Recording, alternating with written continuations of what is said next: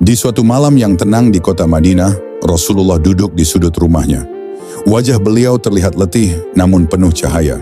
Tiba-tiba beliau memanggil Bilal bin Rabah, muazin kesayangannya. "Wahai Bilal, kenapa engkau tidak lagi mendengar rintihan suara itu di sumur rumahku?" Bilal terkejut. "Suara apa ya Rasulullah?" Rasulullah tersenyum lembut, tapi matanya berkaca-kaca. "Dulu setiap malam, aku mendengar suara pelepah kurma itu menangis." Semua sahabat terdiam. Rasulullah pun mulai bercerita, "Dulu sebelum mimbar kayu 3 tingkat itu dibuat, aku biasa berkhutbah berdiri di atas sebatang pohon kurma di masjid. Tapi ketika mimbar baru itu dibuat, aku meninggalkan batang pohon itu. Dan sejak itu tiap malam aku mendengar suara tangisan, lirih tapi memilukan. Ia menangis karena tak lagi dekat denganku saat khutbah." Mata Rasulullah mulai basah. Tangisan pohon itu karena cinta kepada Rasulnya. Cinta yang tulus, yang membuatnya menangis meski ia hanya sebatang pohon.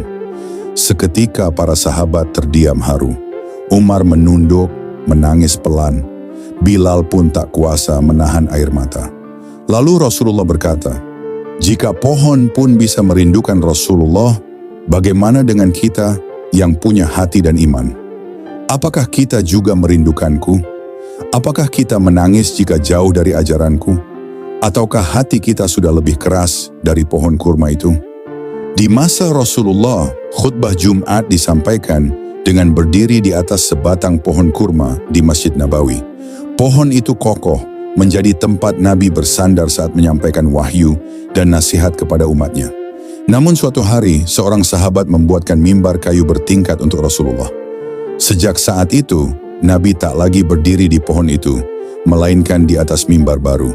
Tak ada yang aneh, hingga pada suatu Jumat, terdengar suara tangisan dari arah pohon kurma itu. Tangisan lirih yang semakin keras, seperti anak kecil yang kehilangan ibunya. Seluruh masjid terdiam.